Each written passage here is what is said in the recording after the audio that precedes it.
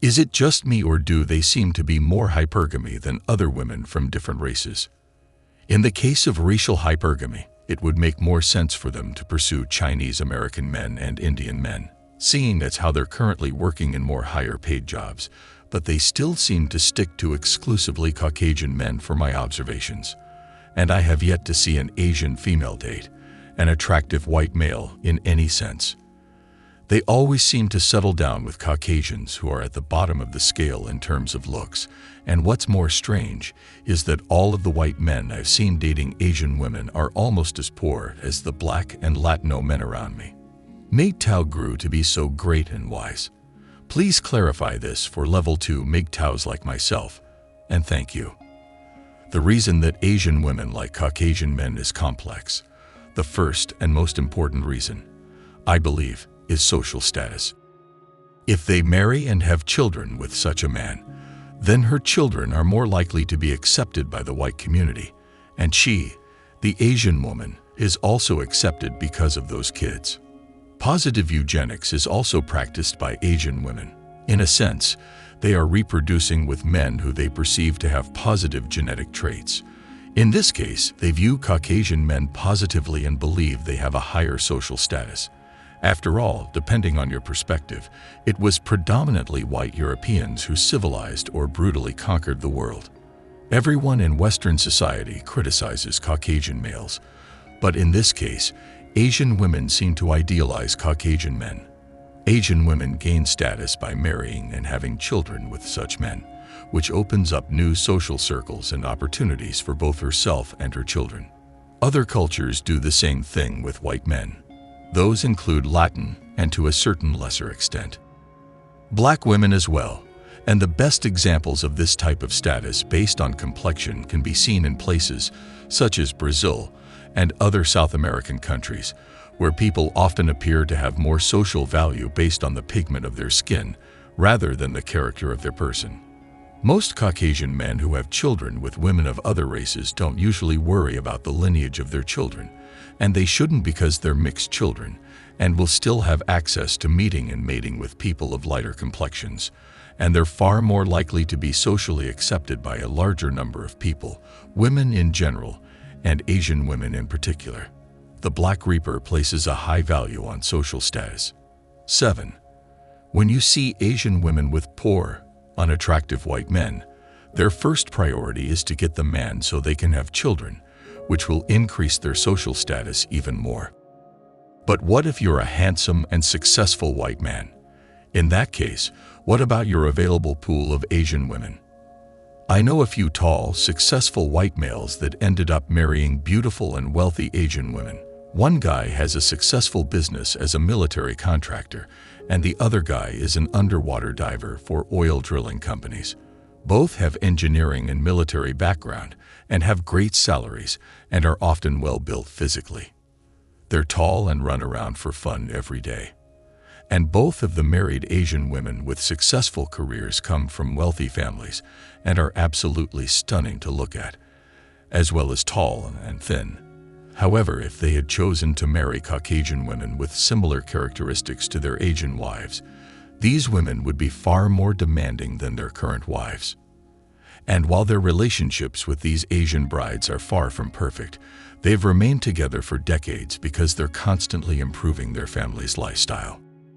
Their wives' material wealth grows from year to year. As a result, the marriages are relatively stable. But I'm curious what would happen if business were down for a few years. Humans experience negative emotions 3 times more intensely than the positive ones. So if you live your life experiencing amazing, positive experiences, then the downside is that if you feel anything even slightly negative, your mind may overreact. But anyways, I think status is one of the main primary motivators behind Asian women dating and marrying white men. But God forbid you should tell an Asian woman that that's why she's doing it. Women put virtue onto themselves, and if you as a man figure out their secrets, they don't often like it. I thought they didn't like men knowing their secrets because it has a lot to do with losing the ability to manipulate men, and that they also wanted to keep the manipulations a trade secret. Deception of manipulation in women is not a conscious process. In most cases, it's second nature or maybe first nature. In either case, it's not like women care if men know their secrets. Women fear above all else confronting and understanding their own deceptive and manipulative nature. When a woman is pressured, compelled, or forced to acknowledge her own self-serving and predatory, parasitic nature, she will lash out like a cornered animal every single time. Shining the light of day on genocentrism is in fact an existential threat to women and to anyone. I'm looking at you, Traken, who has defined his or her identity on the false premise that women are inherently good and morally superior to men. Genocentrism in one word.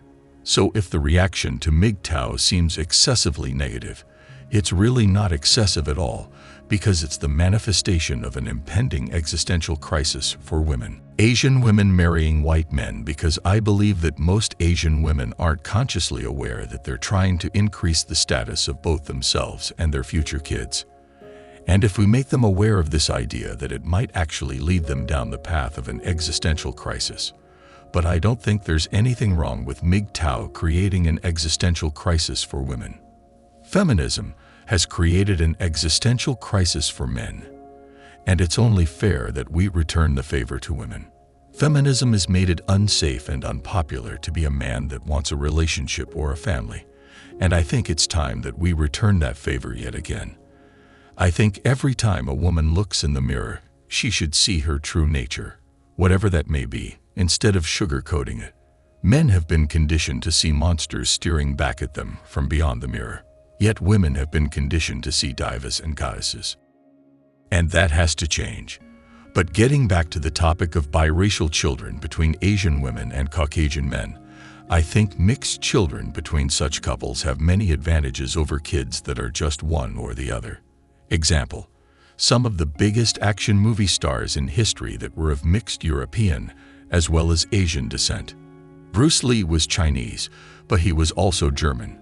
And Steven Seagal has partially Mongolian ancestry, but I only saw Steven Seagal on the screen until today, and his ancestry didn't become clear until I learned about it. I also had no idea Keanu Reeves was Chinese, and I can see it in his facial features now that I know more about his background. But I had no idea where any of these guys came from until that point. I believe that popular celebrities with lighter skin appeal to a wider range of people from all over the world. People from all walks of life can project their own genetic heritage directly onto them. The other person, John, speaks, doesn't it make sense for women to want their children to share these chameleon qualities with them, given what we know about women as social chameleons? And mixed-race children may be more chameleon-like than children with a clear genetic background. And the half-Asian girl I mentioned in 2 of my most popular videos is used in many stock photo campaigns from bigstock.com. And she's everywhere. I've seen pictures of her at Walmart, Tiger Direct, and Best Buy. Don't you think big companies like that have used focus groups to figure out which types of faces their customers prefer, or at the very least, put them at ease? Jessica Alba is another mixed-race girl who can pass for either Latina or Caucasian. In many of the films in which she appears, she becomes whatever background the audience projects onto her children, and more specifically, male children and sons are potential future resources for mothers and offer them a better chance of a good life. So by making their offspring more appealing to a broad range of mates, Asian women are also in a way looking out for their own future. Some Caucasian men have figured this out consciously. People like Jim Rogers, who's a professional investor. He often says that the future of the world is in Asian countries, and found a young wife in Asia and lives in Singapore with her and has 2 mixed daughters. He's teaching both of his daughters Mandarin and English, fusing 2 cultures into his children. And when he passes down his wealth someday, hypergamy will most likely kick in, and his multimillionaire daughters will marry even wealthier men. As a result, his genes will be passed on to a higher social circle long after his death. You also ask why poor Asian women often settle for poor Asian men, which should be self-evident by now. Because if the Asian woman is poor, she may still see the poor Caucasian man. However, She may see consciously or subconsciously that having children with him, and thus sharing their genes, may open up new social circles and opportunities for her children. And that's exactly how I see it. I know many Eastern European men who have married Filipino women, and these women are accepted into their communities, find better jobs, and have a higher social status than women who marry men from their own Asian backgrounds. That should clear things up for you.